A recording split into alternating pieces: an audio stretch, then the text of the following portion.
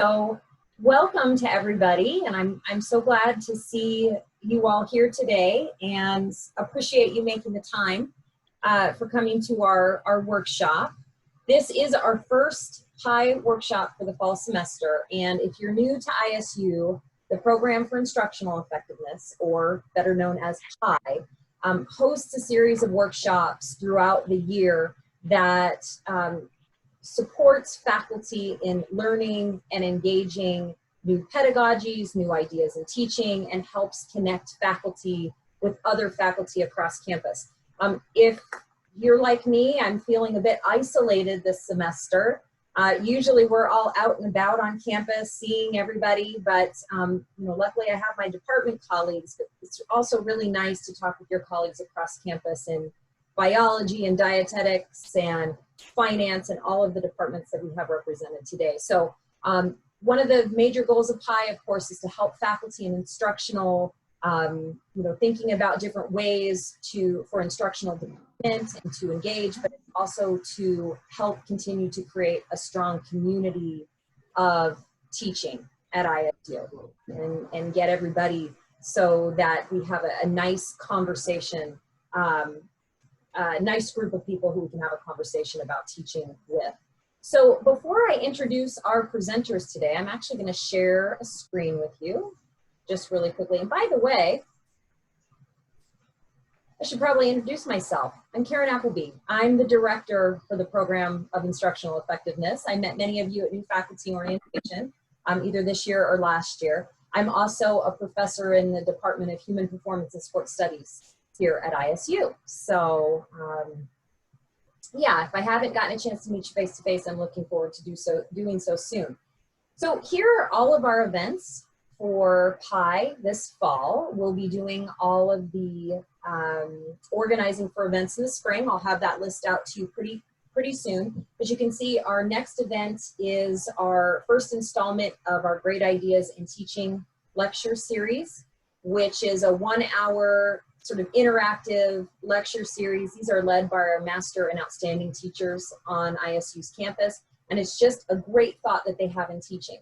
Marco Schoen from the Department of Engineering is going to be talking about project-based learning. So that's next Friday at 10 o'clock. It will be held just like this via Zoom, so I hope you can join us for that. And then we have a series of other workshops, symposiums, and another Great Ideas in Teaching seminar this semester. So if you do have any questions, we'll be marketing those. I will be sending that information out to all of the new faculty and all of the faculty. It'll go out in ISU Today, which is our faculty website. But if you have any, newsletter, if you have any questions for me about our events, please don't hesitate to get in contact with me directly. So I also want to make sure that those of you who might be new to campus, can I see a raise of hands for those of you who are new to campus or new to ISU? Yeah, so I'm seeing, it looks like we have some folks who we can't see, but I bet it's about 50, maybe a little bit higher percentage of folks who are new to campus. I want to make sure that everybody, all of you, are well aware of our Instructional Technology Resource Center. You may have heard this called the ITRC.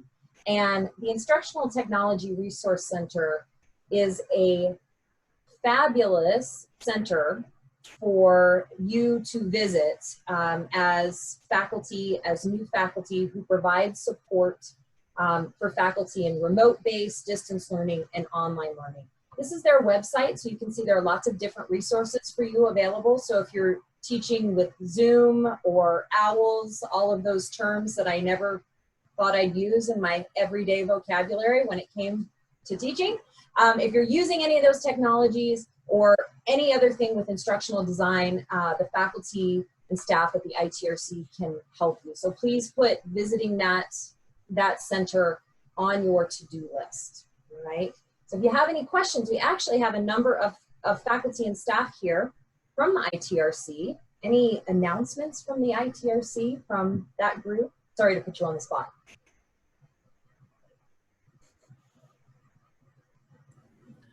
I would say just we're open, so give us a call. We're willing to meet in Zoom, in person, with social distancing. So we have the lab set up, so But Karen, if you scroll down just a little bit, there's actually a place where you can make an appointment.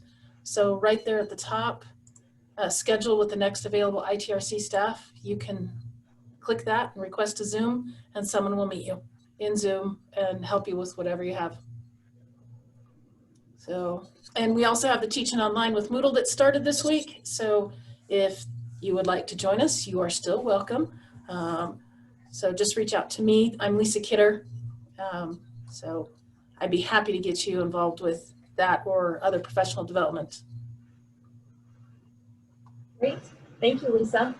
Also, I can attest to the fact that when it's 15 minutes before your class and you're having a complete Moodle breakdown or meltdown, you can call the ITRC and they will walk you through it on the phone. So just know that is the case. So, and then the last thing is our slider for today. So I'm going to introduce our presenters in just a moment, but let me tell you about what this format's going to look like today. So we will do a combination of kind of lecture and going through the theory behind the strategies that the presenters will talk about today, and then we'll be doing some interactive group activities. And so if at any time during the workshop you have a question, obviously you can just chime in or raise your hand or do whatever you want, but please feel free to use the chat room, and I will monitor the chat room for the presenters, and I'll ask your question for you. So if you don't feel like you want to, just jump right in there, I'll do that for you. So you can do that a number of different ways. Another thing that I want to let you all know is after all PI events, I send out just an evaluation, get your thoughts and feedback on, things we can do to make all of our workshops and all of our events stronger. So I will be sending you an evaluation survey. That is not attendance. I don't take attendance at these events, but I would greatly value your feedback on that. I will also use that to add you to my emailing list so you know what events we have that are upcoming. If you're not on my list already, I'll add you. And if you don't want to be on that list, you just let me know and I'll take you off. So without further ado, let's get to our main event. So it's my pleasure to introduce our leaders today for our workshop entitled Digital Teaching for Engagement, Assessment, and Integrity. So when I introduce you, if you could just raise your hand so everybody can put a face to the name. Our first presenter is Dr. Ann Hackert. Ann is the Director of Assessment and a Professor of Finance in the College of Business here at ISU. She has been a dedicated teacher ever since she can remember. As she was growing up, this is the best intro. The kids into summer school in her basement, and she hasn't looked back since. So although she mentions, although her best practices no longer include homemade snacks, although that would be lovely, Ann, and you're welcome to do that when we get past our Zoom meetings, she is an expert on institutional assessment and teaching. So we're really excited to have Ann with us today. So we can give a virtual clap or whatever you want for Ann. That would be great. Our next presenter today is Dr. Alex Bollinger. Alex is an associate professor of management in the College of Business at ISU, and he teaches classes in leadership, teamwork and creativity, and decision-making and negotiation skills.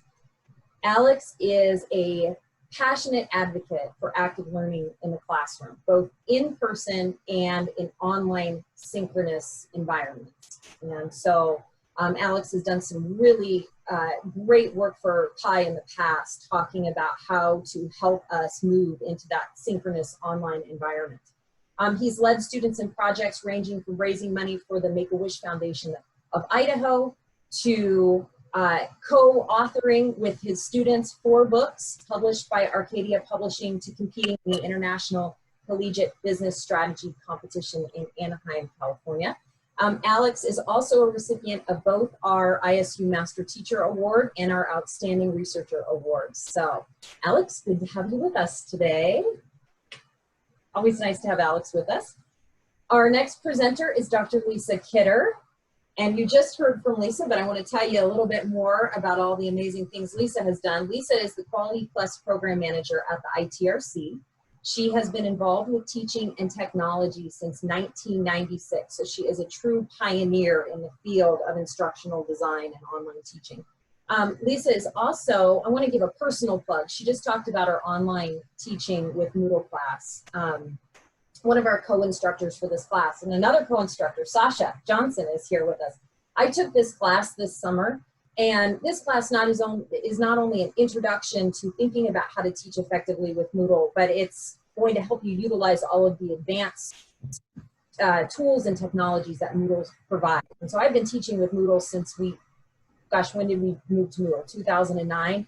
And I learned so much in this last summer. And Lisa and Sasha and Larry Ostel, who was the other faculty member, do an outstanding job. So I want to give a plug for that. So Lisa, nice to have you with us today.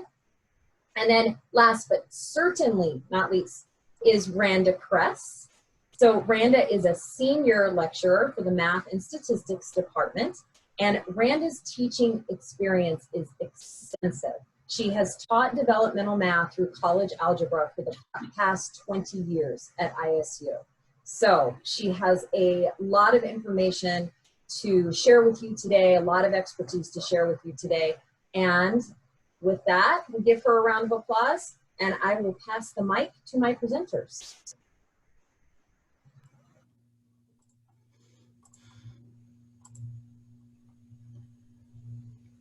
All right, so here is our outcomes for today. So we hope that by the end you'll be able to create some formative assessments to engage. We're going to look at creating non-Googleable questions. Try and say that 5 times fast. We're going to identify appropriate proctoring and integrity solutions. And in our breakout sessions, I want you to start thinking about something that you do. We're going to be looking at ways to take what you learned today and apply it to your specific assignment. So in those breakout rooms, I want you to think now about an assignment, maybe one that you don't like grading, or one that annoys you, or one that your students struggle with that you'd like to improve, and look at the actions that we can do here. So this is who we are. These slides, I believe Karen's going to post them, so you can reach out to us. And our contact information is there as well as in the directory. So feel free to reach out to any of us with questions that come up afterwards. So we're going to start off with the end and that big word, integrity. And thinking about integrity, I went and I pulled the top 10 resources off search results off of Google and did a word cloud. So here are the top 10 results from Google and what integrity is. There's a lot of different things that showed up in those search items. And then I took that, hopefully some words stood out to you, and I compared it to our academic dishonesty policy. And here's the word cloud for that. So thinking about integrity, we focus a lot on student behavior. And as we move online, we think about, okay, how do I do a test online? And if you Google anything, you can find that, yes, you can use technology solutions to randomize your questions, randomize the answers, do time limits, all these things. All of them are feasible within Moodle. We can help you with any of these in the ITRC. Time limits, there's numerical and calculation questions that you can set a range. If that doesn't make sense to you, then you probably don't need those types of questions. Open-ended questions. We do have online proctoring that's available. You can reach out to us. We also have faculty who've been proctoring via Zoom, but proctoring is just one aspect of integrity. And so as you think about integrity and integrity in your course, I ask you to think about other places where integrity should happen. And what does it mean to have teacher integrity? Are you introducing and reinforcing before you ask your students to master something? Are you following through with your plan? Are you being true to yourself and drawing upon your strengths as an individual? That amazing part of you that ISU is grateful to have. Does your course have integrity? Does it all work together to meet your student outcomes? Do you have a plan? How does your course fit into all the other courses that it has to support. Is your course a gateway course into somebody else? So in thinking about integrity, we're not going to focus just on online proctoring, and we're not going to focus just on proctoring.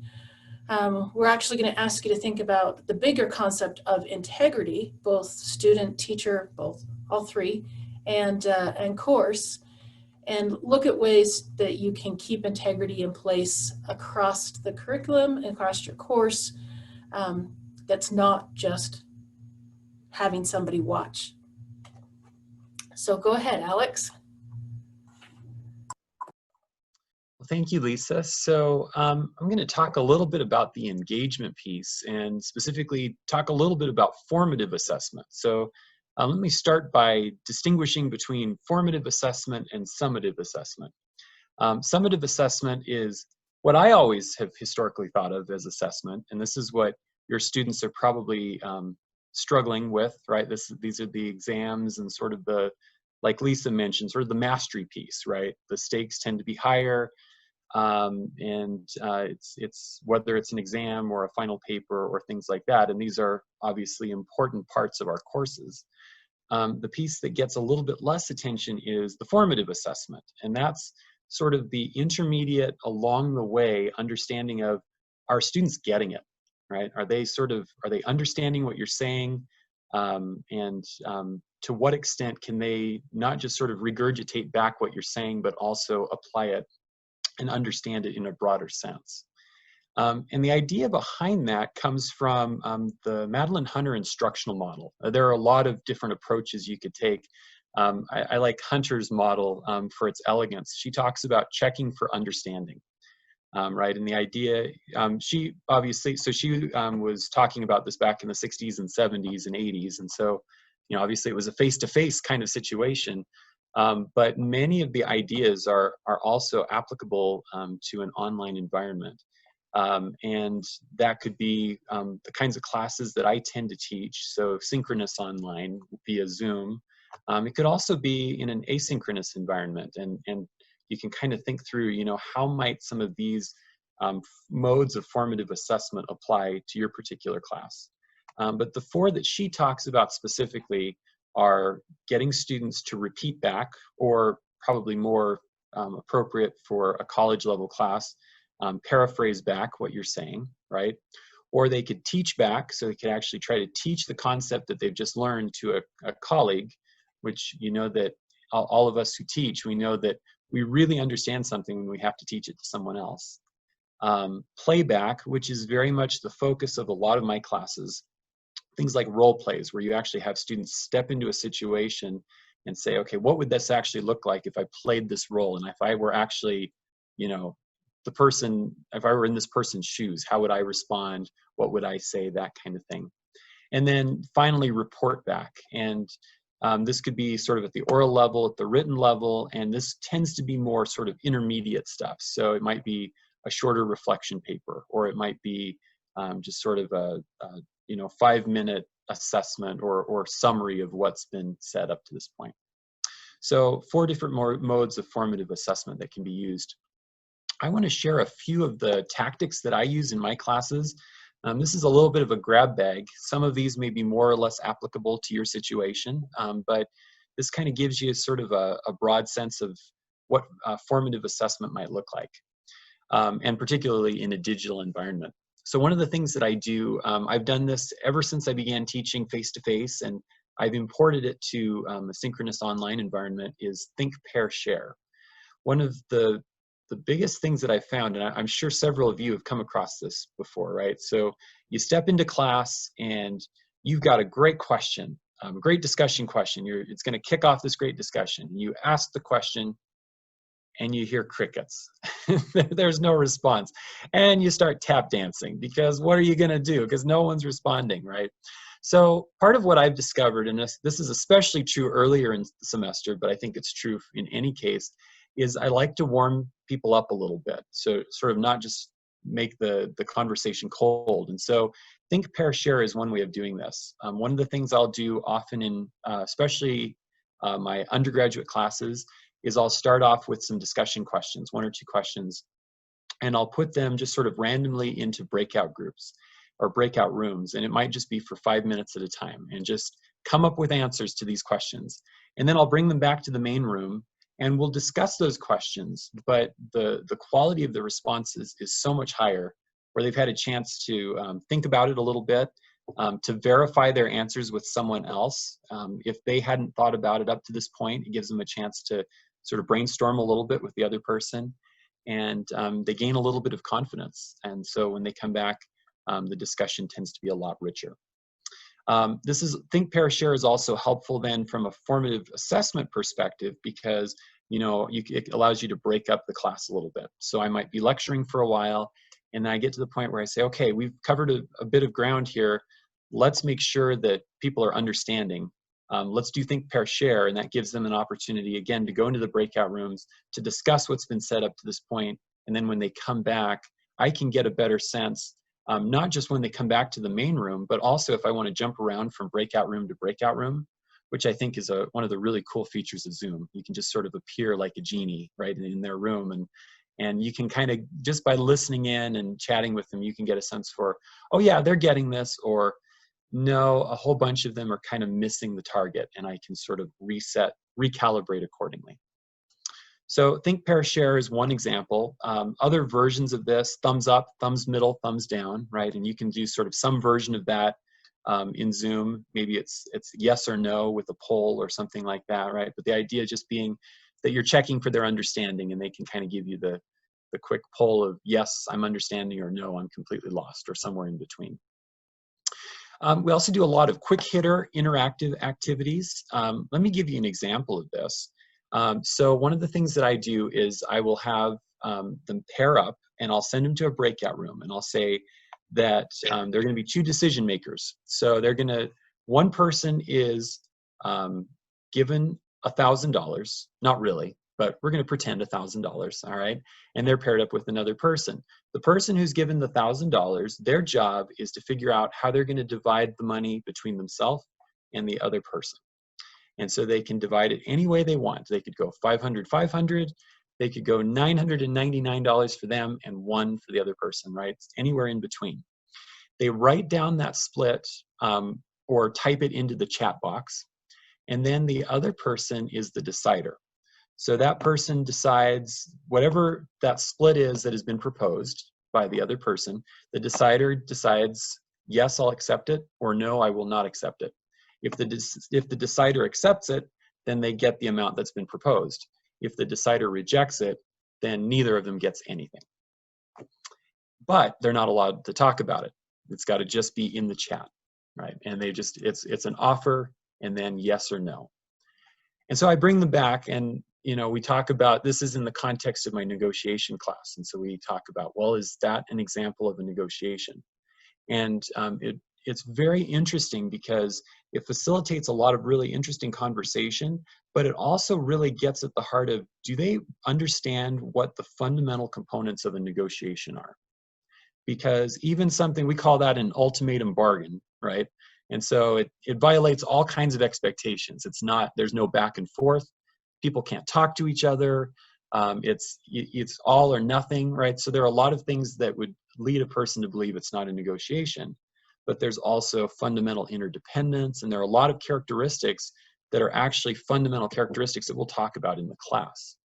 And so anyway, it's a great opportunity to not only facilitate that discussion, but really try to get a sense for, do students have sort of a superficial understanding of what we mean when we say negotiation, or do they have sort of this deeper, more nuanced understanding? And we can sort of calibrate from there. A couple of other quick tactics. I use kinesthetic activities, and those are a little bit more difficult to do in an online environment, right? But you can sort of have, again, if you use breakout rooms, they can sort of order each other or try to figure out what their birth order is within the breakout rooms. But again, they can't talk necessarily, and so they just have to signal. If they're February, they hold up 2 or something like that. And then also short reflection papers, and I will occasionally use, I try to be really careful not to give a ton of reflection papers over the course of a semester, but just a few at strategic moments to get a sense, kind of to take their temperature, and not just are they understanding the concepts, but what's their emotional temperature? Are they feeling engaged in the class? Do they feel like they're learning? Are they struggling with particular issues that are recurring over and over that we need to address, and things like that? Let me give you an example of how formative assessment sort of plays out in my negotiation classes. So just to kind of give you a background, I teach negotiation to master's students in the College of Business, and it's a semester-long class, and we talk about both negotiation and decision making. And about 6 years ago, I was asked to take this class, which up to that point had been completely face-to-face, in person, and to offer a section of it synchronously online with the predecessor to Zoom. And so I was initially very resistant to that, because I thought, my goodness, how do you replicate that face-to-face, in-person authenticity in an online environment? And what I discovered very quickly is that, especially with this latest iteration of these online tools, you can maintain a lot of the fidelity that you would get in an in-person environment.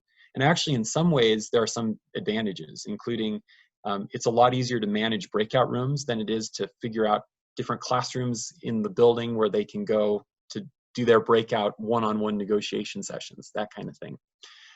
The heart of this class are role plays. So for example, this is an example of, we call it the internship. This would be one role play. And so students are randomly assigned to one of two roles. They're either a job candidate who's looking for a job with this particular company, or the company recruiter, the hiring manager who's trying to sign this person. And so they've got to get together to have a negotiation. And they're each given role materials where they're allowed, they're told that there are 8 issues that they need to decide on. And it's things like salary, but also benefits, vacation time, all the things that would go into a job negotiation. And so they prepare before class. They come into class, and we send them off to breakout rooms where they're paired up one-on-one, and they actually negotiate it out. They're given 30 to 40 minutes, and they have to come to an agreement. If they can't reach an agreement, it's an impasse, just like the real world, right? And then I bring them back to the main room, and I post their results on Excel and show that on the screen, and then we use that to facilitate a conversation, comparing the different results and sort of using that to flesh out the fundamentals of negotiation. What's really helpful about that is that in sort of the lead up to this, and thanks, Lisa. Actually, you can go ahead and skip to the next slide. That's great. The lead up to this, I have them do a negotiation checklist, and it's based on a really short article. Basically, the idea is, there are 6 to 8 things that you should know going into a negotiation. So information about yourself and anticipated information about the other party, so that when you get into a negotiation, you have options and you know if you're getting a good deal or not, right? All of these kinds of things. And so I will ask them to engage with this negotiation checklist, to turn this in beforehand. They take their role materials and they say, okay, what would be my reservation point? What would be the point at which I would walk away from the table if it's not above this? And what's my best alternative if I can't reach a negotiated agreement here, right? And so some of the things, the fundamental things we talk about in that course, they turn that in beforehand. Then when they get to class and they actually negotiate face-to-face, what it provides is it provides this really interesting comparison, because I can see what they did with their checklist, which is kind of what they anticipated would happen. We can see their actual results, and I've got those documented on the screen for them to look at. And then afterwards, I ask them to do a post-negotiation debrief. And it's basically, okay, what happened? How did it go in ways that you expected? How is it different? What would you do differently based on what you know now? What does this tell you about your strengths and weaknesses as a negotiator? And as we go over the course of a semester and we do 6 or 7 of these negotiations, they have the opportunities for this preparation, execution, reflection cycle multiple times. And in that process, I get a really good sense, sort of a snapshot week by week of formative assessment of how they're doing and how they're improving. And so if I've got students, for example, who really seem sort of stalled out, they're plateauing and their performance is not getting better, or their understanding, the depth of their debriefs and their preparation is not improving, it gives me a great opportunity to, I'll send them an email and I'll say, hey, could we chat? And maybe by phone or via Zoom before class or something like that, and just get a sense, kind of take their temperature. Why, are they putting in enough work? Are they running into issues? Do they have fear of, when they actually get into the room and negotiate, which is something that we run into a lot. It allows me to get a really good sense for that and to sort of recalibrate my class then to address whether I need to deal with more of the sort of the socio-emotional issues, or if there are concepts that we need to hit again or things like that. And the breakout rooms are fantastic for this. And this is what's really great about it is that when I'm in person, you have to kind of herd cats, because you have to race around from room to room and say, okay, time limit. And a lot of times they're negotiating and they don't want to stop. They're almost done, right? And it's a 40-minute time limit. And so with the breakout rooms, you can just close all the rooms when the time limit is hit, and they can all come back to the main room. So there are certainly advantages to that. I also just wanted to pass on one other form of formative assessment, because certainly my formative assessment is specific to my class, and it may be more or less applicable to yours. My colleague, John Armstrong, who's over in the Department of Music, I had the great opportunity to sit in for a semester in his jazz band prior to COVID. He's an amazing teacher, and one of the things that was really striking to me, so a jazz band is a 16-piece group, and time is tight, rehearsal time is tight, and so formative assessment is tricky because it's sort of a group level product, and how do you know if the individuals are improving and sort of getting it? And so one of the things I observed that he does that I think is really clever is he actually will have each member of his jazz band turn in recordings over the course of the semester. And it will be on particular numbers that the group is playing, and he'll just have them record their part so he can hear, are they keeping up? Are they doing well? Or are there specific things that we need to rehearse that we need to double check on? So another very creative way of using technology for formative assessment. And I'm sure as well there are ways that you can adapt it for your classes, and I encourage you to think about what some of those ways might be.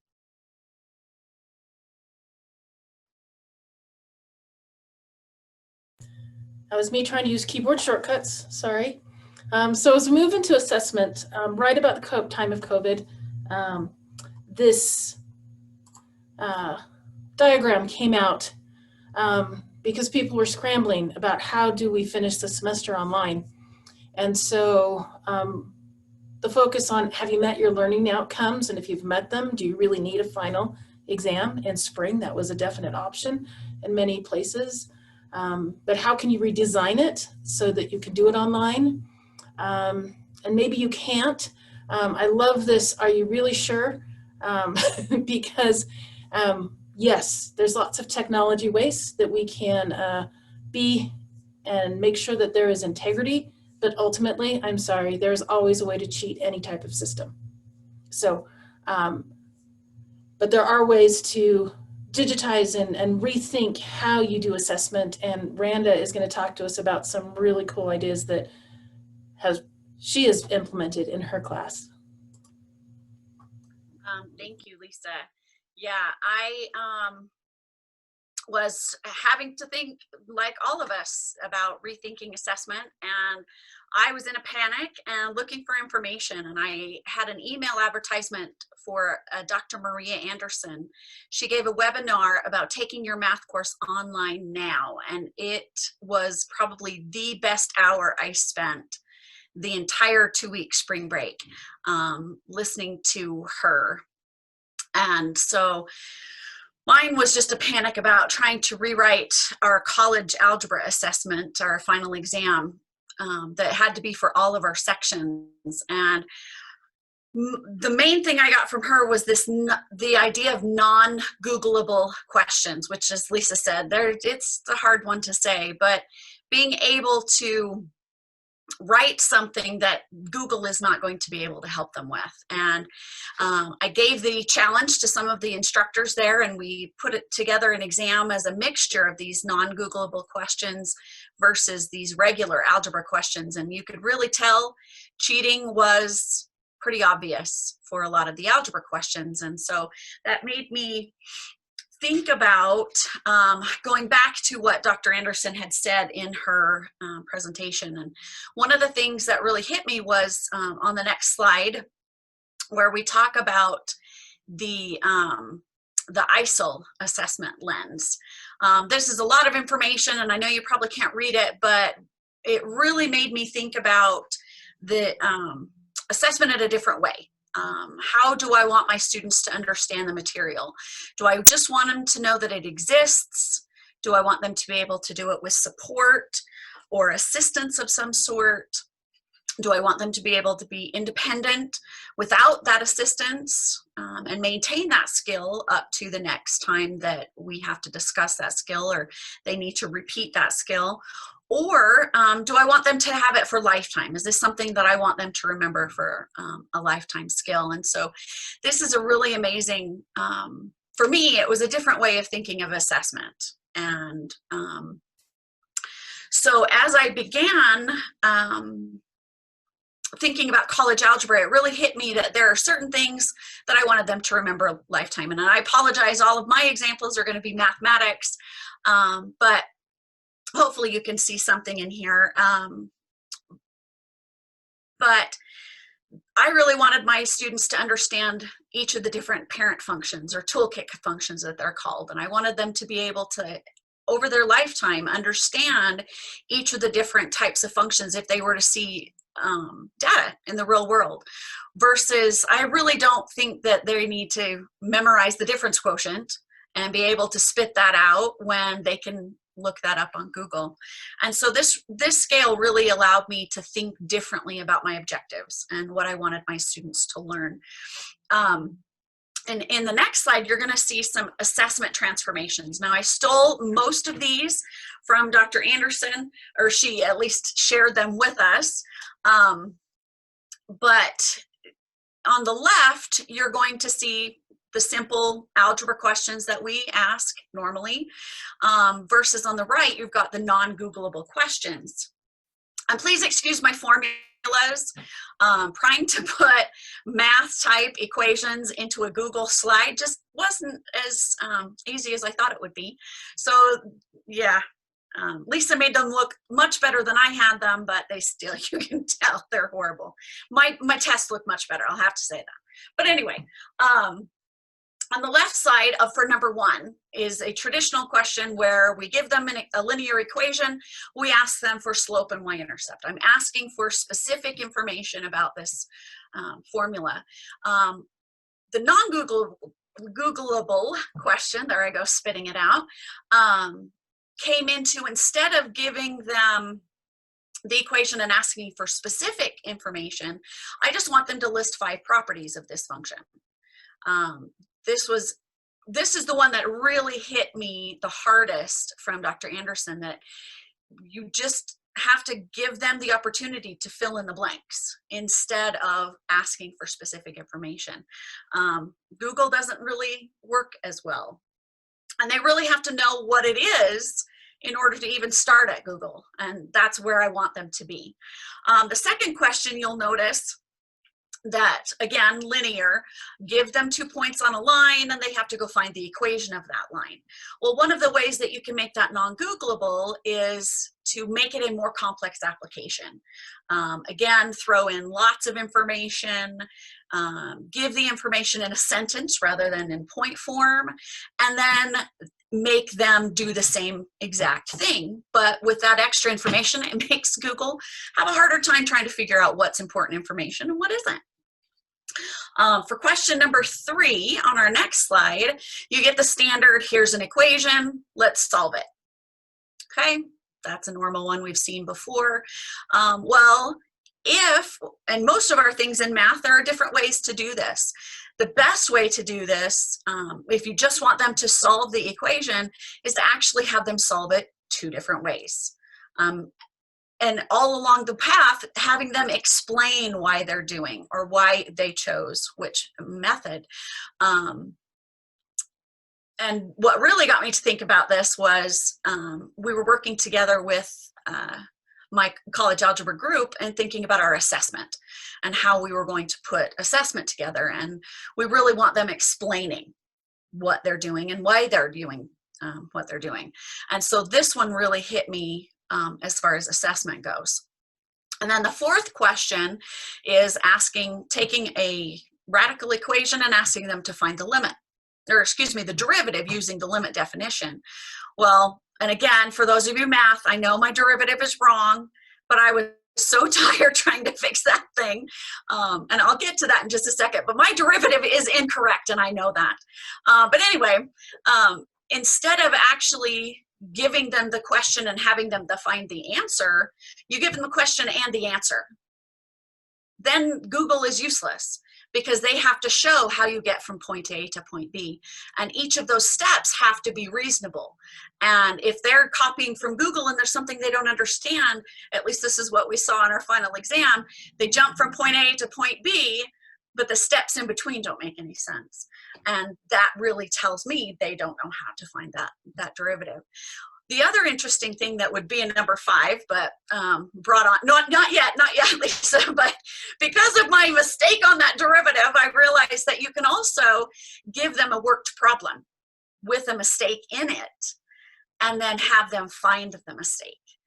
This really tests their understanding of that process and if they can follow the work. And part of what we need them to be able to do is to think independently and to be able to analyze work in front of them. And so that's a definite fun one that is actually quite frustrating for students. Now we can go to the next slide, Lisa, thank you. But I felt at the end of spring and with the final exam, I still really felt like I didn't understand what a non-Googleable question was. And I really struggled being able to write them myself. And Dr. Tracy Payne sent this blog to me, and I absolutely felt so much better about my information and what I was trying to do. It gave me a map. Dr. Anderson gave me a lot of examples, but this gave me a map on how I can think about those questions. And his first step, and so I suggest you go read this. If you don't watch Maria's webinar, this was really amazing for writing good questions. His first idea was to require inefficiency. Again, if you want them to solve by factoring, that's great. But what if you can't solve it by factoring? Maybe give them something that you know isn't factorable and then make them use this, work the way through the factoring problem, showing all of those steps that it doesn't work, and then go on to the second method, which can be used to solve. So you really aren't specifying what they should do, but give them different methods and make them choose. The second one, let me see, I think I've gotten lost. I had notes and I have my script, but I've gotten lost. But anyway, these are requiring inefficiency, making them find a plan. And we really used this in our college algebra assessment. One of our questions, we wanted them to pick a method, but we wanted them to describe what method they were using before they actually did it. And I think this is something that our teachers are going to have to realize that they need to incorporate into their exams before that final comes up, or before that question comes to them from the assessment. The second one is to limit the information. We in math love to do this because you can't Google a graph. If I give a student a graph and ask them to find information off that graph, Googling that graph is just useless. And so it really allows us to test the information. But also there are other ways that you can limit information, telling them a solution to an equation and then making them use that information in something else. It's really an interesting way to think about questions, is to limit the information that they're given. And then also to be able to move the finishing line or the starting line. And here's kind of how he put it. If you want them to solve something by factoring, or solve the equation that's given above in number 1, well, where did that problem come from? Okay, well, and he works it out that it comes from an area. well, then you can start the problem in a more complex fashion, that it's area of a pool and that you need it to be within so many parameters, and then to have them work their way through to find a solution. But then, and that's moving the starting line backwards, giving a reason for the problem. But then he also talked about moving the finish line. Why do you want the solution? Well, if you want the solution so that you can go buy a pool cover, let's talk about the pool cover instead. So that instead of just figuring out the area, you're figuring out how to buy your pool cover. And so those really gave me some amazing, it just opened my eyes to what it meant to write a non-Googleable question. I think, let's move to the next slide because I'm lost. Oh, my example, that's right. I am grateful that Anne allowed me to do this. I hope you guys can take something from this, but I wanted to give one of the examples that I gave. I am completely new to this. This all started last spring, but I'm so excited because I don't want the proctoring service to dictate my assessment. And that's how this, my changes all came about, is because I wanted my students to be able to give me their information, what they'd learned, without having to worry about all this technology. And so my first quiz, which I was extremely nervous about, was just a PDF document that I gave in Moodle, and I gave them a time limit. But what I did is I gave them, again, those 8 parent functions. Go ahead, Lisa, and we'll show them the quiz. On the left, you'll see the first page. Those are the 8 parent functions that I gave them. And for those of you who are not college algebra interests, these are very basic. They haven't been moved. I wanted them just straight out of the book, basic principles. And then again, I go back to those properties. I really wanted my students to be able to identify properties of a graph. But having watched my students in the spring really struggle with being able to pull properties out of the air, I knew it was going to be difficult for them. So I gave them a list of properties. And what you see on the right-hand side is actually adjusted, because after the assessment, I made some decisions, and I looped back and tried to reassess my assessment. But anyway, in the properties there, you'll see 23 different things that can match some of those graphs. But the thing is that they don't all match perfectly. Some graphs have more than one answer. Some properties you use more than once, some are used only once. And so it really gave my students an idea of what are the properties that I'm interested in, but also what's an assessment going to look like dealing with these parent functions. And again, the reassessment that I ended up doing is I realized that some of the students were leaving domain and range. And for those of us math people, domain and range is the most important thing about a graph. And so I changed my grouping so that domain and range were right up at the top. And then I tell them, so this will be for my test next semester, domain, you have to pick one domain for each graph and one range for each graph, and then the rest depends on what you want. And you'll also notice down on Q and R, if you can see that, I crossed some stuff off. It was too difficult. They didn't really understand that information, so I got rid of that so that it was a little bit more understanding, because again, this is just a first quiz. And just so you know, my results ended up being, they averaged at a 70 to 76. This is over 2 courses with 47 students, which is actually pretty good compared to what my poor students tried to do in the spring as we were all learning about this. And on my second quiz, I asked them the properties of the rational function, which is one of the parent functions missed on quiz 1. And I only got 5 out of the 19. And again, I just tested my students. I didn't compare it to my colleagues. I got garbage and blanks out of only 5 of those 19 that turned it in. And that is considerably better than the second time my students in the spring tried it again.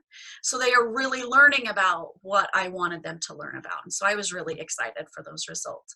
But again, I'm sorry for all the math. Hopefully you didn't fall asleep like my students today. And then I will turn it over to Anne, the assessment queen.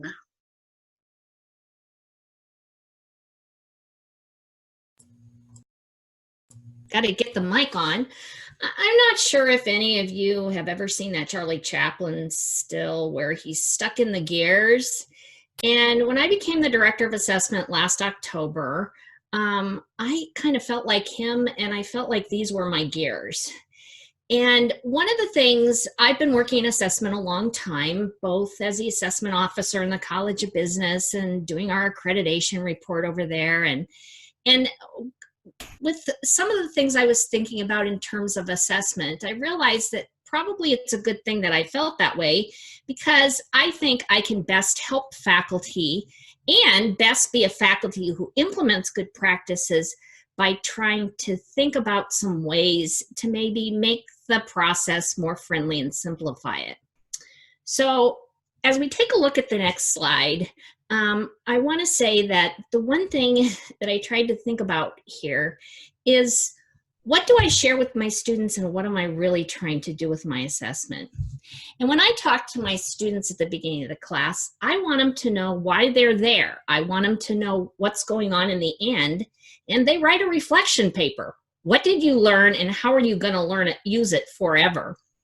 And what I pointed out to them, and what I think is true of assessment is, I don't need a grand ocean liner for assessment. I just need to make sure the boat floats. So by doing that, I tried to create some changes in my class. And I also pointed out to my students, using this analogy, that because I want them to use these tools to make better decisions, and there are lots of dollars at stake, if they don't learn, if they don't have academic integrity and their boat sinks, ultimately in their life, that's going to cost them money. And it could hurt their family. Because all the topics we talk about, although they may not be immediately applicable to a student, everybody's got to know this stuff. And I guess I have a very different issue than Randa had, in that I want them to Google, but I want them to know how to Google well. And so in this class, it's a Goal 8 information literacy, and it only's been a gen ed for about 5 years and is new to the campus. Multiple choice tests is where I started. I have class sizes between 100 per section, and a small section would be 38 students. And so it just seemed efficient to do multiple choice. But you know what? It wasn't working. So when COVID hit and I was teaching this class this summer, I said, you know what? I've only got a class of 38 students. This is it. I'm going to make some changes. And I am going to assess my students so that at the end of the class, I know their boat floats. So if you take a look at the next slide, you'll see that I had my past methods and what I changed to for COVID. I had projects, but I hadn't really, I threw to, it was like the kitchen sink. And what I wanted to do, the Goal 8 has 5 student learning outcomes, and we don't have to test each one each term. But for those I was testing over the summer, I created targeted homework assignments. And those homework assignments were built on things being introduced. The homework was the reinforcement, and then they'd see those things again in a test. Now, I had a lot of low stakes formative assessment and one-on-one engagement via Zoom, office hours, and special appointments. But what I did that was different is I threw out multiple choice. They took multiple choice quizzes to get the vocabulary and so forth. And I gave exam 1 and 2, 3 versions, work out essay problems, go to the internet, interpret, analyze data, really looking to see if they've mastered the concepts. And finally, for the 3rd exam, they each had an individual exam unique to them. And I'll show you how I did that in a minute. So as we take a look at the next slide, we can see a couple things here in that I had them do a homework where they logged on, looked at their credit report, didn't tell me the super top secret details. I don't really want to know who you have credit cards with. But I told them that they needed to apply what they'd learned in the lectures, the discussions, and readings. And we had examples of credit reports that we looked at in class. If you didn't have one, now keep in mind, this is a 1,000 level class. I have everything from high school students to, I think my oldest student was 75 years old at one point and had real estate investment. And the thing is that if you didn't have a credit report, I supplied you a fake one you could look at and analyze. But all I wanted you to do was to be able to look at this, because your FICO score is a direct result of what's in your credit report. So credit report's the foundation. FICO score is that boiled down to one score. They didn't look up their FICO scores. They could if they wanted to, but I get from students lots of things over time, including I don't have a credit report, but now that I understand how it's used in the world, maybe I need to figure out how to build appropriate credit. Number 2, there is a mistake in my credit report. Number 3, I have been the subject of identity theft. Thank goodness I just found it and I'm terrified. What do I do next? Which we learned about in class. Or this looks about like what I expected. However, you know, it's also an opportunity to take action if they find an error. And so students develop a best practice. And right now with COVID, you can look at your credit report a lot more often, but they learn how they can look at this for free once a year. And they tell me that they do continue on and do that. So going to the next slide, I incorporated this because I want mastery to occur at the testing level. Now this would have been one of 15 questions. And Lisa, can you click on the hypothetical credit report? So I created a fake credit report. And if you scroll through it, you can see it's 11 pages and there's a bunch of stuff they got to look at. And it's all fake, but it's got red flags. It's even got mistakes and it's got some good stuff. So we can go back to the slide, Lisa. I think this gives people an idea about how they were having to master reading a credit report. Because it's important to remember that not only do my students have their credit report, but at some point in time, there's a pretty good chance they're going to combine their lives with somebody else if they haven't already. And they're going to want to, we've learned this is a best practice, before you put the ring on, swap those credit reports. Just kidding. But we have talked about how important it is to be transparent with future partners. So students are introduced, reinforced, and then they apply that. They master that. I wanted to describe exam 3 because, again, I'm looking for something that students have to look up and find information. So before I mention exam 3, let me tell you some of the things they do.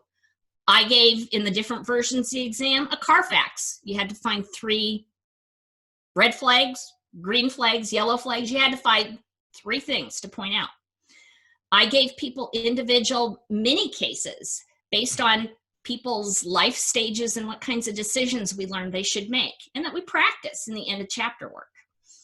There were examples. We spent a week looking at the impact of COVID on finance and personal finance and financial literacy, and they learned everywhere to go to leverage everything from getting a better package for student financial aid this fall to applying for unemployment insurance for themselves or their parents. And yes, students did use these.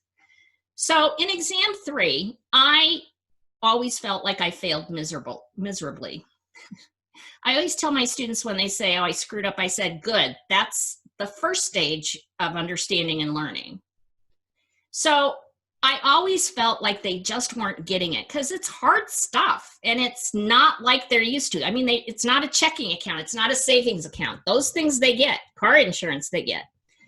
But because all of us are eventually going to be investors because that's how our pensions fund works, I want them to understand a little bit about how to look up a company. So in terms of what I did here, this is their final exam. And I had some checklists that they used. You can click on the checklist and you can click on how to evaluate. But they did everything from look at Glassdoor, which tells you how the people who work there feel about the company. So you've got like the disconnect. Netflix, the guy just wrote a book how great he is, and the people who work there, several of them have said it's a horrible place to work. But you can figure out what kind of company it is. It's personality. I tell students that a company has a management personality and a culture, and it also has a finance personality. So get to know it. As we go back and look at the how to evaluate, I gave them some exercises in class. where they look at sources and have to tell me, is it valid? Is it biased? How do I know that? And so students become very skeptical and discerning. And the reason why I really like that is because when they start to question things, you know that they've really become engaged. So I did a complete 180, and I don't think I'll ever go back. And I really was frustrated because I just knew COVID was not going to work with my multiple choice proctored exams. And as a result, I feel like I gave students something better. I didn't just have them learn some things to take a test. I really got them to float their boat. And in their reflections were different. They said how much they learned in ways that really reflected how my changes led to changes in what they were able to retain and what they were able to do. So the best thing for me is when my students get a hold of me in a couple of years, and some have from like those first classes, and you know, it's nice to know that I've given them a way to think, not just a bunch of things to memorize and shoot back to me on a test. And keep in mind, this is the 1000 level. I'm trying to teach them how to think critically. Some of them don't know how to go to college, like how much should I study? Where do I go for help? So there are a lot of things going on in the class that are outside just the content. But it seemed to me like the way I changed presenting the assessment for the content led to some positive engagement for all those other things, because they felt like I was really for them and, you know, rooting for them to succeed. But as one student said, I think this is the hardest gen ed I ever took. However, I'm recommending it to all my friends. So I guess that was what, damn with faint praise. But anyway, so it's not an easy class, but oddly, they step up in ways that were surprising to me in terms of their engagement. I'm going to jump in here. And one of the things I actually loved is that by making this final exam, Anne was more engaged as an instructor reading all of those finals. So if you're not engaged, your students aren't engaged either. So really bringing that full circle. I loved that part that you shared with us, Anne. And you know what? On the multiple choice, I just never quite got what they didn't get. Or better yet, I guess I'd say why they didn't get it. But when I went back and tried to implement the introduce, reinforce, and master a little bit more intentionally, I realized that the introduce and reinforce were where I needed to work. And that was on me. And so the changes that I made in how I did things, they didn't take up all that time. I mean, I was working full-time in academic affairs this summer when I taught this class, but they were intentional changes that actually led them from introduction to being able to apply it to a real world problem. And yeah, these were fun to read. And I put swipe right or left because one of my students said that, and I'm like, what does that mean? And they said, well, I guess you've been married too many years. You don't know about Tinder. And I'm like, yep, don't know. So, but they said, yeah, this is cool. We'll use this to decide even just to work at a company. So a lot of the resources that we've mentioned are linked in this slide. So just so you know, and they'll be available to you. So the next couple steps is questions for the group. And then when those questions die down, we're gonna break into some breakout rooms and actually look at your assessments and look at ways to make some more formative assessment, use some more non-Googleable questions. All of those, we're gonna break into 4 breakout rooms at that point to have some smaller group discussion. But right now, questions from the whole group.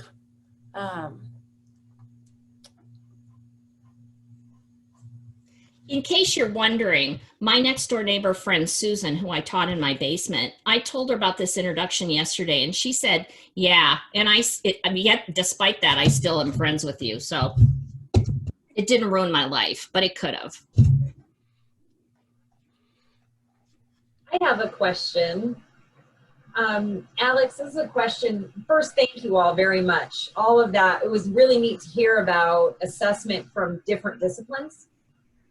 And so, you know, I think that that helps all of us think about ways that we can implement some of this in our teaching. So Alex, one of the things you talked about was a lot of group work, think, pair, share, negotiation. Have you ever done peer review work, or have any of the presenters done peer review work in Zoom classes? And if so, how has that gone? Like students looking at each other's resumes or papers, those types of things. Wow, it's a great point. I don't have as many occasions for using peer review in my classes. I guess it would be maybe more informally. In the process of after they've all negotiated and I put all of the agreements or lack of agreements up on the board so that they can compare. I mean, sometimes they get a little bit competitive, but there's also some helpful comments. So sometimes people will suggest, oh, you know, I hadn't thought about if you tried this tactic, you know, and they can sort of, occasionally it becomes sort of a cross conversation among them and I'm sort of stepping back. So that's probably as close as I get to peer review. I would jump in here and say that Moodle does have the workshop tool that provides for peer review. And so you could, anything like something like a paper, you can put in a rubric, you can have the students peer review, you can randomize it, and then you can use your Zoom synchronous session to do that end reflection piece that Alex was talking about with his role play. Okay, so what did you learn from this? What are you going to improve? What kinds of things did you see in the paper, which would be a good discussion, but the peer review could happen within Moodle in that aspect. That workshop, yes, the workshop tool is one of the more difficult in Moodle because you have to tell a computer all the little steps, but we can walk you through it. You go through it once and then you're usually pretty good. So, but we will hold your hand through the process. And the student side, it's fairly seamless.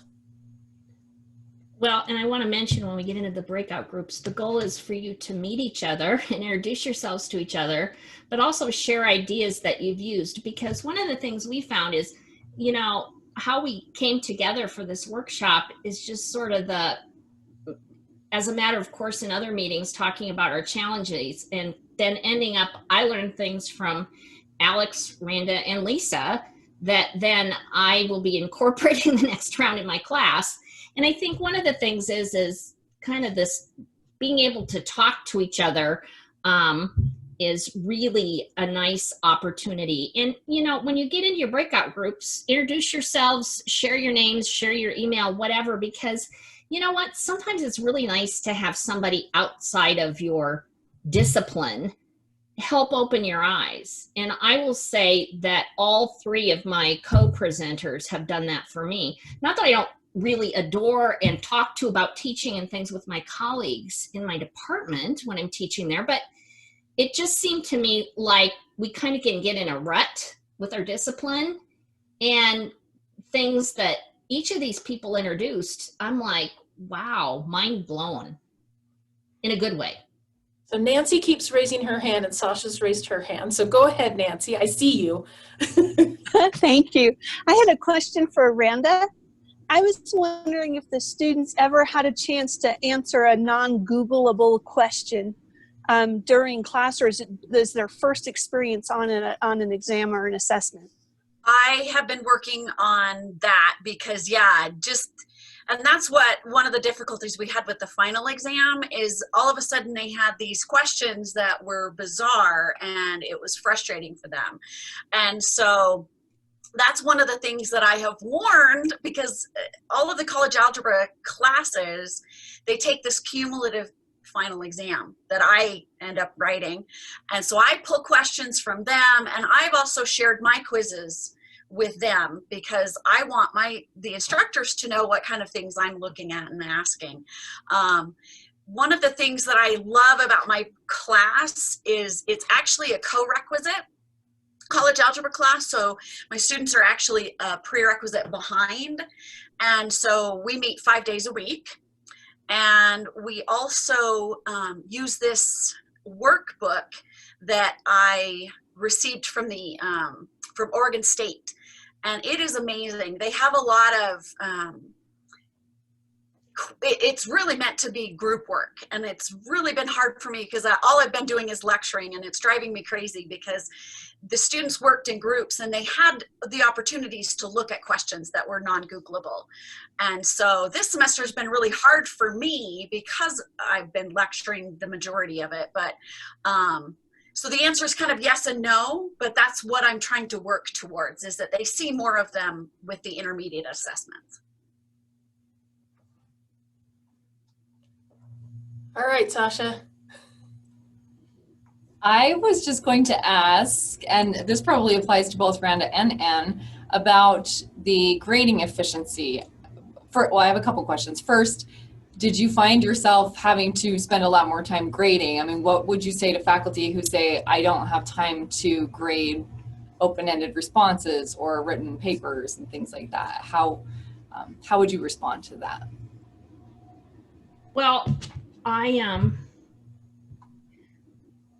I think that's a really good question. And I would have to say that to write reasonable multiple choice questions and to create a test semester after semester that's new, I'm not a fan of reusing your multiple choice tests. And for you to write a really good multiple choice test, you spend a lot of time up front doing that. And then the thing that I didn't like about that was you want to make sure you have ones that are valid, and that, you know, and the book never has enough questions to pull that way. So I just viewed it as, did I front end load it or was it after? And I don't think it's that significant a difference in time. And I will also say that despite the fact that I had 3 versions of the exam, they all basically asked the same question. You just would not have been able to get the answer from somebody else. And the funny part about it was a lot more fun to make up that test than it was to make up a multiple choice test. You know, because I don't know. If you make up multiple choice tests, you know what I'm saying. I'm also really an efficient grader in that I go question by question. And I really write out my own answer. And so I found it really easy to figure out how many points to take off because I had a rubric. I think you've got people who aren't going to assign papers at my level, or people who are going to want to do multiple choice. And I understand that. I would never criticize anyone for the choices that they make. Sure.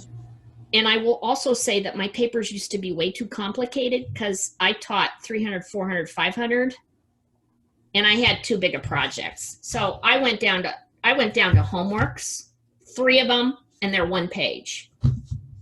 So if you're spending too much time, ask yourself why you are and what you can do differently and still get the same result. And I have to tell this one because yesterday I found like the Mathematics something association that had a guide to being a math TA. And I learned about 5 things by reading that I'm going to incorporate. And the whole thing was being efficient and effective in grading, because your question is such a good one. Well, and I think, like you said, having a rubric helps, and also having the sort of, if you want to call it, integrity between your course materials and your assessments.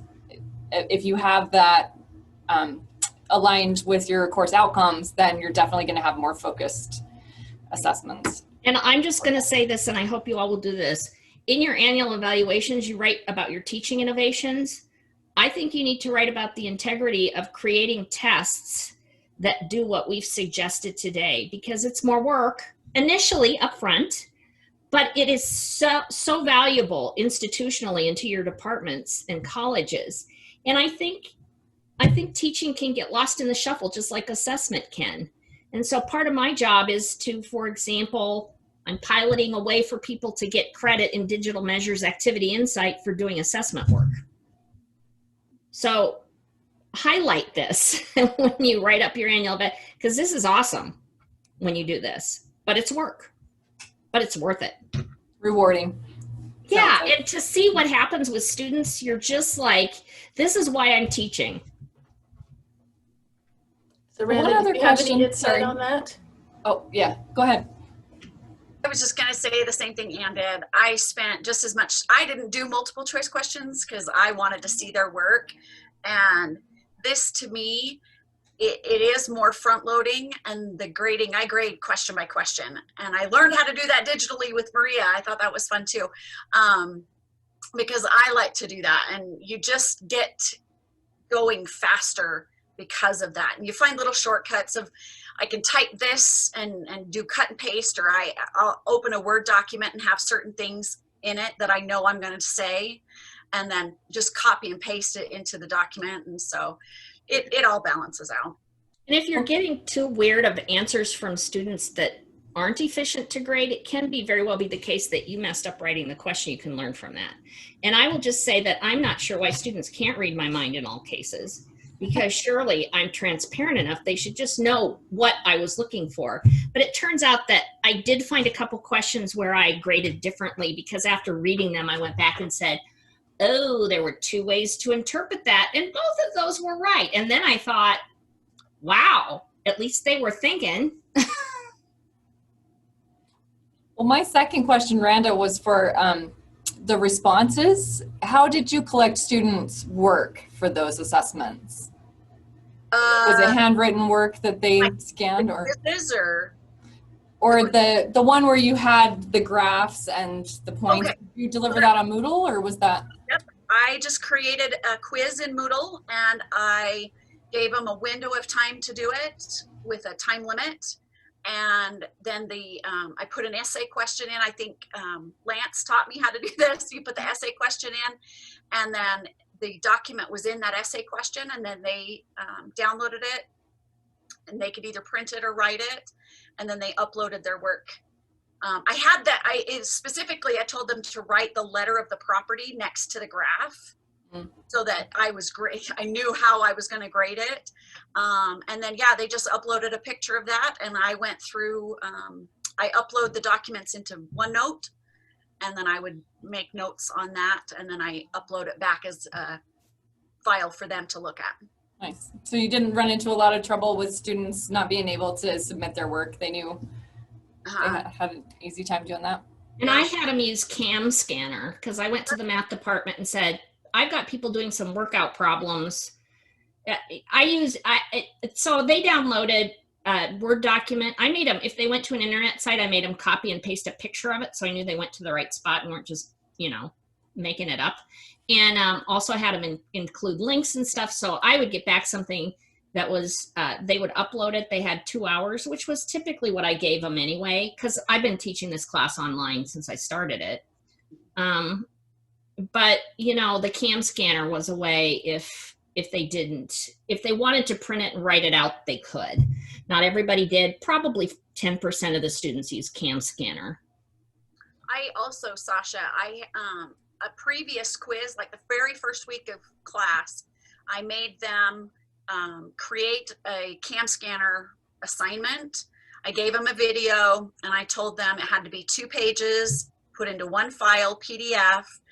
And so I made them learn how to use Cam Scanner to turn in their stuff. And it was a Moodle assignment too. And so by the time they got to the quiz, they were experts at Cam Scanner and turning stuff in. So and again, I got those from Dr. Anderson. She said, make them practice with these technology pieces for nothing. And so that they knew when the stuff came down to the wire, they knew how to do it. Thank you. Ajin, you have a question. Sorry, I was muted. I guess one of the things that I'm finding to be challenging is that, I'll write a question and say, well, explain your reasoning. But, what % of your exams, for those of you that are hosting this, are the actual, you have to think about it and explain something? And what % is just, do you really understand the basic concept in general type questions? Well, mine is the 1000 level. So Alex is a bit higher level than me, and Randa's math. So we're all probably different. But for example, in mine, they can't just go to a site. They have to tell me why they picked it, why it's valid, and describe or explain some thought behind why they would recommend or why they decided that was the site they wanted to use. So, you know, it's a pretty basic class that requires them to be pretty skeptical about a lot of the choices they make. And they get really good at it. They can spot stuff from a mile away. But at the 1,000 level, it's a bit easier, I think. Although at the end, when they tell me what they're gonna do with the company, it's a pretty complex analysis that they've done. But they don't know what the word analysis or evaluate means, and so that's why I introduce how do you analyze and evaluate something? What do you have to look at, and then practice it. So in my classes, you know, Anne talks about hers are sort of, you know, the 100 level, and I'm dealing with master's students at the 600 level. But negotiation is about as close as management gets to quantitative.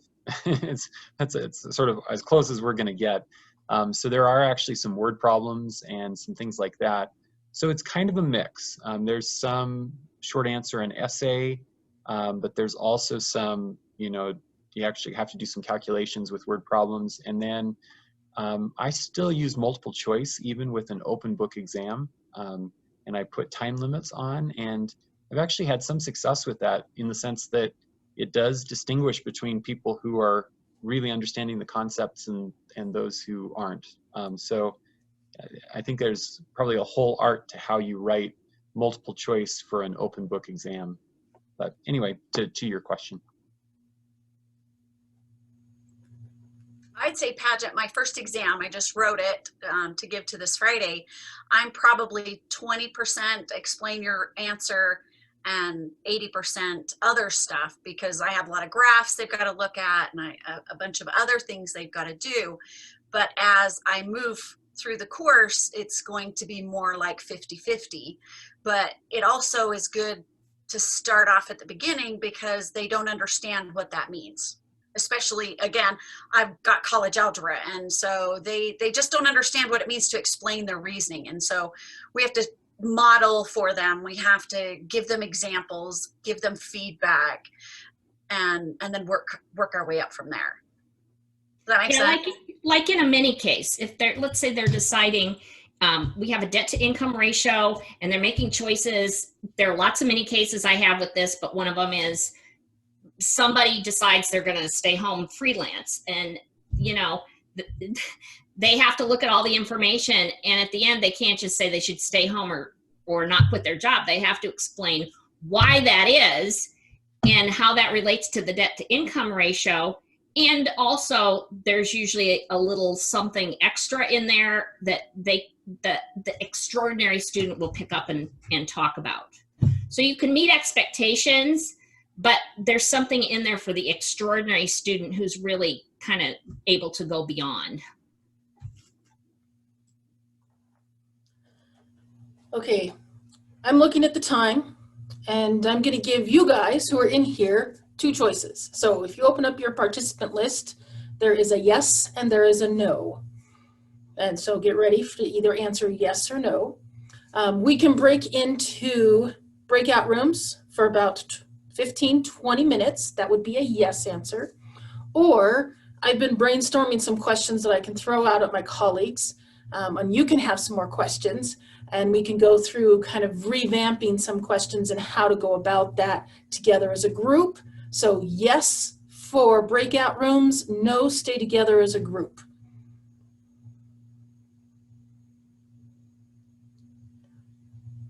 All right, the no's have it. So if you have an assignment that you would like us to look at, go ahead and put it in the chat, give a description on that one. In the meantime, I'm going to throw out to my Alex and Randa and Anne, how do you decide when you need to add in more formative assessment?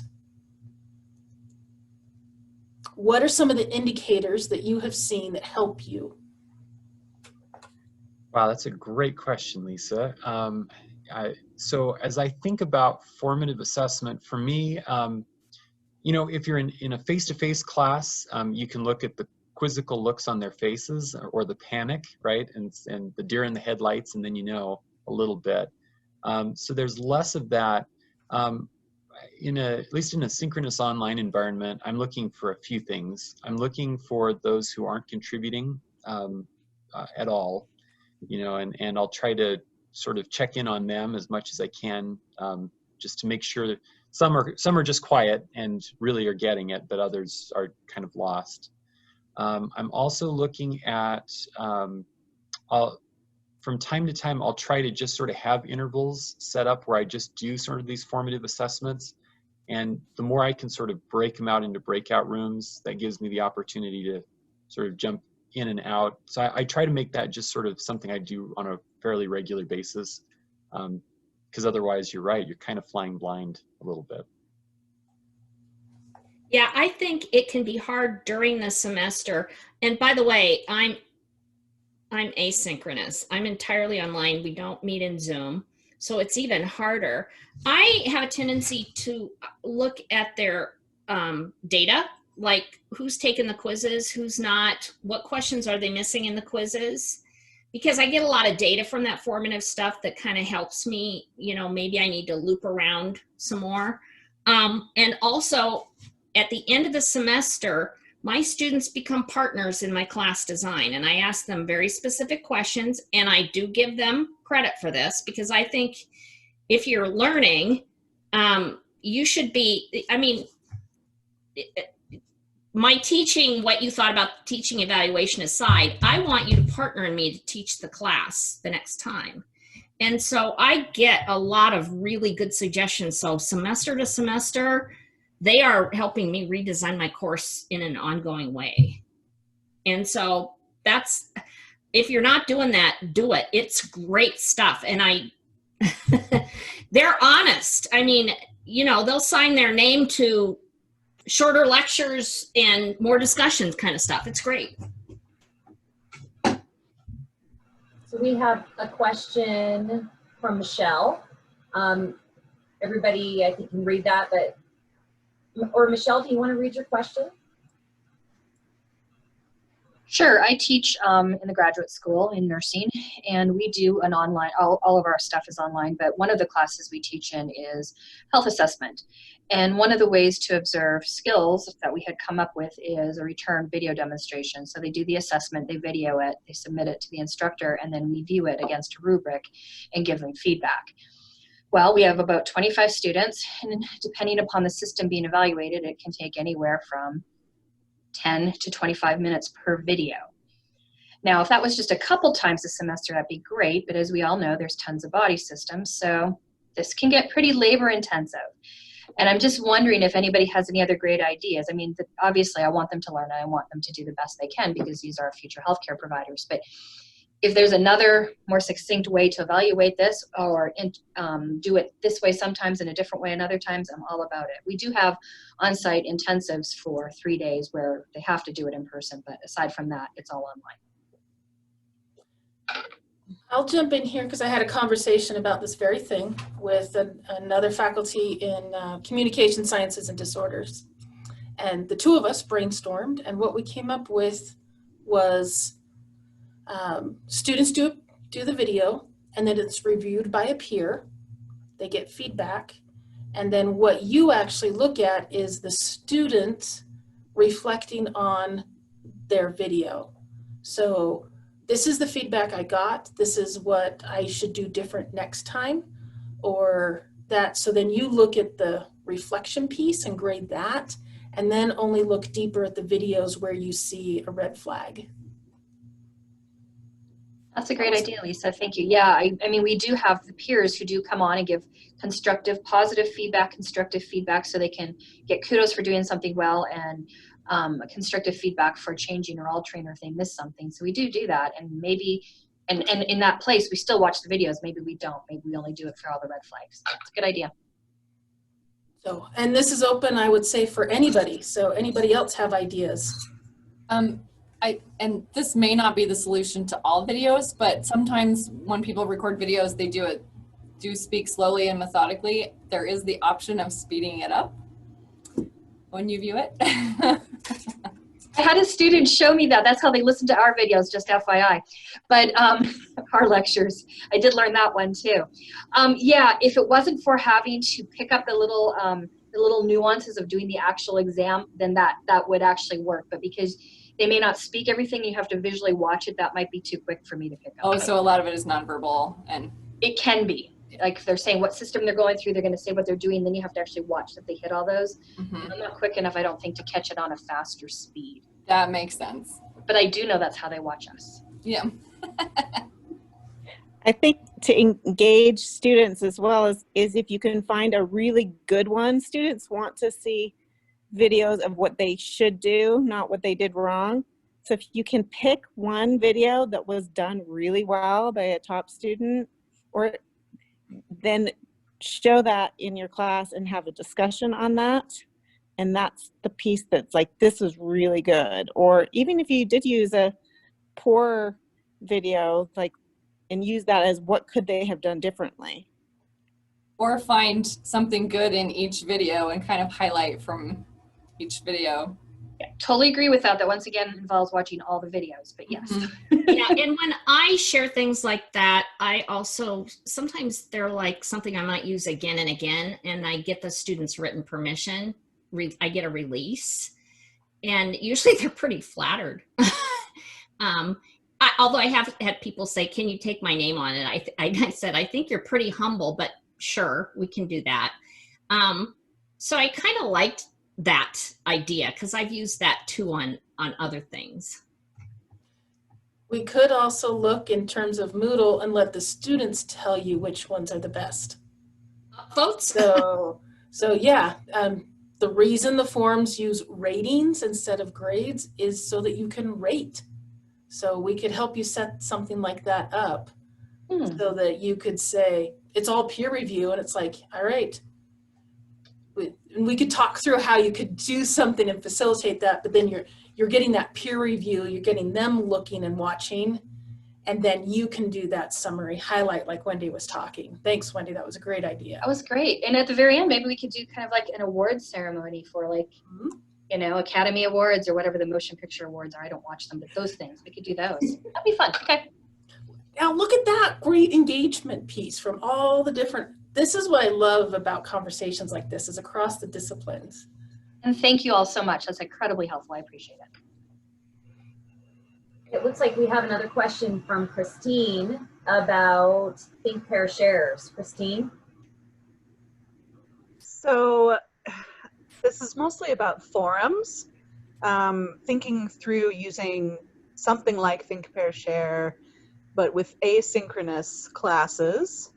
And I've tried to use forums in the past where I'm trying to link the concepts we're talking about in US history prior to 1865 even with what we're doing in the world today and people's experiences, and trying to make it, you know, relatable to their lives.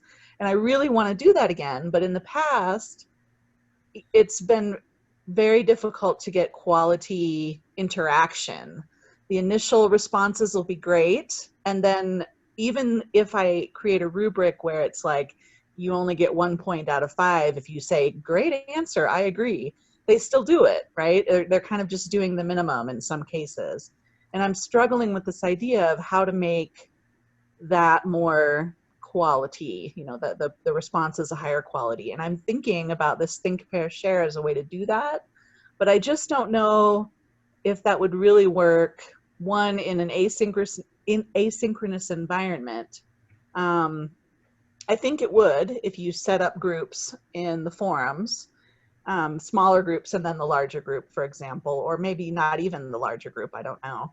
And then the question of grading those forums. And I did use rubrics in the past, and that helps, but it's still potentially a lot, you know, especially if I'm doing this weekly, semi-weekly, whatever. So it's kind of multiple questions in there. Yeah, I completely get it. I see that Wendy mentioned the RISE model. I'm curious, Wendy, do you mind chipping in on that? Well, I learned the RISE model through the TOM class, and There's the peer review and self-review, and I include those both in my syllabus and in when I talk about forums and the purpose of a forum, because I want my students to get more writing experience, and I tell them that forums are a way to interact with each other as well as to improve their writing, because they need to be good writers when they go to graduate school or to be in the profession. And this is just one opportunity. Plus I get to see what they're knowing and integrate the information that they learn through the week. So I have 1 or 2 forums each week that they're required to do, and they have to respond to at least 2 of their peers. And I've been very impressed this year because I pushed the RISE model a little bit harder. I had to explain it. I had to go through it. This is what it means. And so once I started not just posting it, like use this, then students were like, oh, I understand what expectations are now to get the full 5 points. Thank you. I remember that from the Tom class as well, actually. Thank you for that reminder. But I didn't, in the past, really push that to the students. It was more just for my information. So that's a really great suggestion. Thank you. And I didn't hear that, Christine, you teach freshmen, sophomore generally, and Wendy, Mostly. you teach a little bit older students. So yeah. Alex, you were going to say something. Oh, I just had a couple of other thoughts, and you know, I haven't taught asynchronous, so I have to admit that I haven't had a chance to try this out. One possibility would be if you wanted to go with kind of the think, pair, share model, you could assign students on a week by kind of a rotating basis weekly to groups of 2 or 3. And so you could have them, it would be sort of like a report out, which is kind of the way think, pair, share works, because usually I'll just have one student report on behalf of the group. The tricky part of that, of course, is that sometimes you get the more extroverted students or the more confident students who report out all the time, and you don't hear from everyone. But that also cuts the number of reports by a third, or 2/3, or by half. So it might make it a little bit more tractable. And if you're rotating people into different groups, different pairings, then you can get a sense if there are certain people who are just never contributing, that kind of thing. So that might be a possibility. The other thing too, I was going to mention, so with that particular assignment, one other thing you could do is you could ask them to find a photo or a mimeograph or something like that, something that represents what they're talking about prior to 1865, whatever piece of US history it is, and sort of just write a caption. So it's limited to 2 or 3 sentences about that particular thing. And what that might do is it might sort of force their hand a little bit to be a little bit more focused in what they report out. I would say also sometimes in reporting out, rather than reporting your own thoughts, reporting the best thing that you heard from others. So that can help some of the people that are less willing to share. It's like, it's not really my idea, but I did hear this, and having that report out. That's great. So I will say with the RISE model, before I pulled that into the Teaching Online with Moodle, I did use that. I practiced with it when I was teaching for College of Ed, and I specifically did create a forum response that needed an R response, a forum response that needed an I response, a forum response that was best suited for an S. And so I taught them every single level and then opened it up. But I also specifically designed the questions so that the feedback and interaction was for each of the different levels. I don't do that with you as faculty and Teaching Online with Moodle, but I did do that with the grad students I taught. That's a great idea. Thank you. All right. Now this question is the rest for you. What is something that you have found to engage your students, because formative assessment's that engagement piece, that has worked really well for you? And this is for everybody but Alex, Randa, and Anne.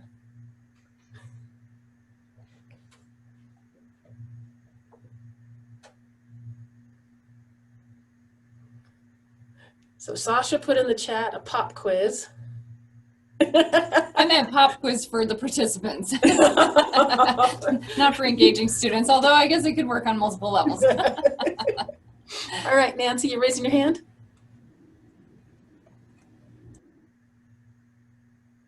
So I use the student response devices, so I can poll differently than what Zoom allows. Zoom has kind of a limited polling option, but it provides a very friendly way where students can put their opinion. I'm using it for treatment decisions. What would you do? And they can then see how their response compares to everybody else's response. And it provides an incredibly enriched discussion with rationales. And they're also learning how to formulate a rationale.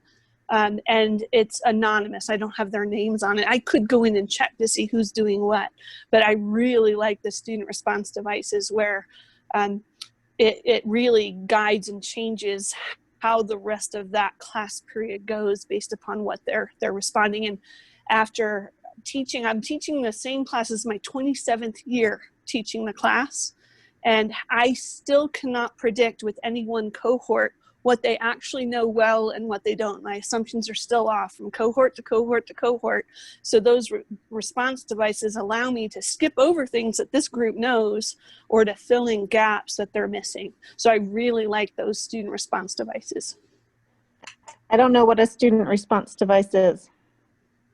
Oh, okay. So our program, I'm in physical therapy, purchased turning technology devices that go in the classroom, but they also get an app so they're on their phone, because right now I'm actually teaching this class for the first time fully online and in 8 weeks. So teaching it for the 27th year is a doozy. But so they can log in before the class starts, and then within PowerPoint, when I'm sharing my screen, there are polling questions, and the students from wherever they are in the US, I even have a student in Alaska right now, can register their response. And it takes a little bit longer than when we're actually all in class together, but it populates in the PowerPoint slide how many people responded for each option. In addition to that, as somebody put in, there's a number of different tools. So there's actual devices. You can also use Kahoot, WooClap, Pear Deck, Poll Anywhere, Poll Everywhere. Those are 2 separate ones. So as you're putting those in, we can talk in the ITRC, can talk with you some of the questions you want to use and point you to a better tool. A lot of them do have free versions, so you can embed those and get that engagement. There's another link that Lance shared, and Karen was sharing the lesson tool. That's a very underused tool in Moodle. We would love to teach you how to create lessons. So Karen, what have you liked best about the lesson tool? Well, first of all, I learned how to create a lesson in the Teaching Online with Moodle class, which was so exciting. But you can do so many things with the lesson tool. So I'll present, with them on Zoom on Tuesday. We'll talk about content, and then they'll have a lesson that's due the next day where they then have to apply what we've talked about in Tuesday. So I teach a senior capstone class, and right now they're talking about resume development. So we talked about resumes in class, and then on just today, they had to take the chunks of their resume and they had to write in and kind of draft up what they would put in their resume. But you can do quizzes in there. You can, they're non-graded quizzes, but multiple choice. You can add infographics, you can link to all sorts of things. And I think it kind of keeps them on their toes. And I really enjoyed doing the lessons in the Teaching Online with Moodle class, and I've gotten some good response with the students. So I think those have been really helpful.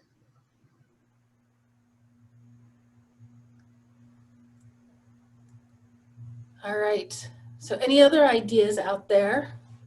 The question and answer form, Anna?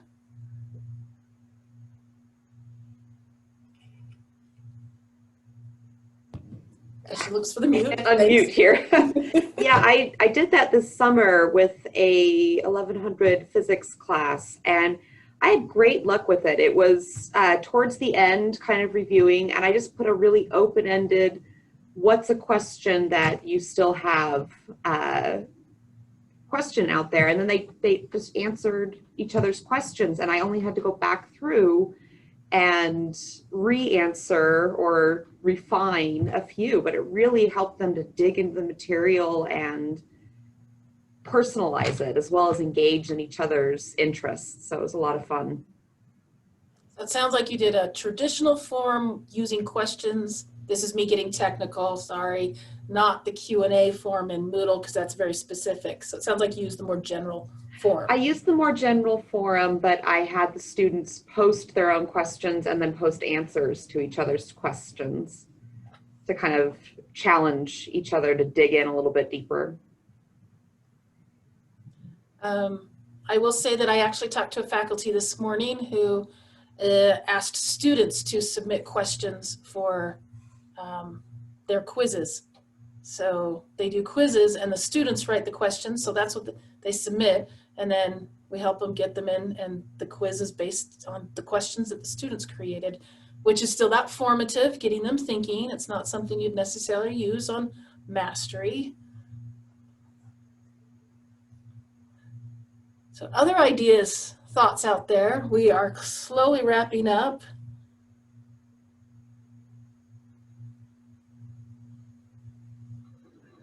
Sasha, what is the 3-2-1 activity? Is that Karen? I think you kind of experienced this in the Teaching Online with Moodle course. Depending on when faculty went through, we did kind of modify some things, and it's kind of, you know, what are your 3 main takeaways from this week's material? 2 things that you may implement, or because you can design it however you want. It doesn't have to be, it's not totally prescribed. I think there are ones, but and 1 thing maybe you're still confused about. So it's one of those classroom assessment techniques. I think like muddiest point and things to get students reflecting on what they got from the material during that week or during that unit. Ask 3 things, you know, from them. 3, 2, and 1. I used that last spring in the first half of the semester for an in-person class before we went online, and it was really effective. More of the muddiest point idea, 3 things you learned, 2 things you wish you could learn more about, and 1 thing that was still confusing, that kind of thing. Yep. It was really effective. Nice. That's a great implementation of it.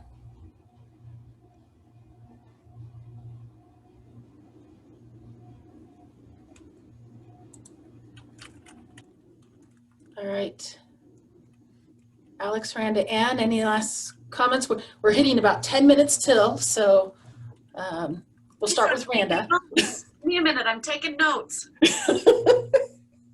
This is being recorded and will be posted on the website. And as you've learned, you can fast forward to the end. Pause and speed up. Those are good tools to use when watching video.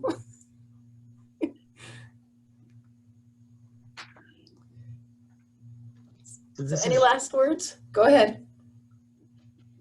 I just wanted to say that I'll put on my director of assessment hat and say that if you are working on ways to assess for the gen eds, for your program, for accreditation, for program reviews, you know where to find me after today. And Randa can speak to the fact that I will show up and I will help you. And I'll also try to, I was happy to tell Randa how to make it easier this fall. Yay. Because I'm not here to make your life difficult. So please email me or email assessment@isu.edu. And you can also take a look at the website isu.edu/assessment. You will never find it if you search using the search tool on our ISU site because somebody's got fitness assessments that come up first. So please, I'm here to help and use me as a resource. And thank you all for sharing today. I learned an amazing amount that I do intend to take back and apply.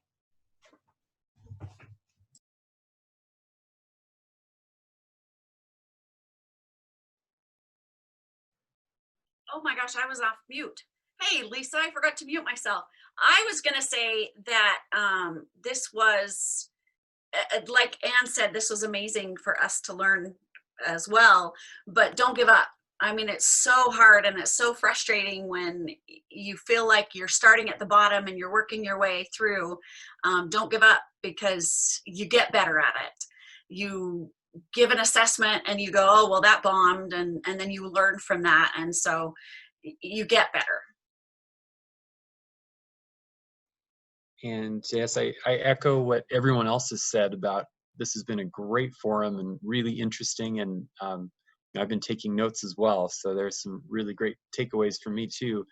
And I think it's just helpful. I mean, what I really appreciate about all of you being here today is the stakes are higher, right, in a COVID year, and with online classes, and it puts more on us as instructors to reach out to students and make sure that they're engaged, and also to kind of think of creative ways of assessing their performance and their understanding. And so I think that these are the kinds of conversations that are really valuable to be having on this campus and across the country. So. And I'll just say one last thing. We in the ITRC see all of the amazing things that you are doing, and you are doing amazing.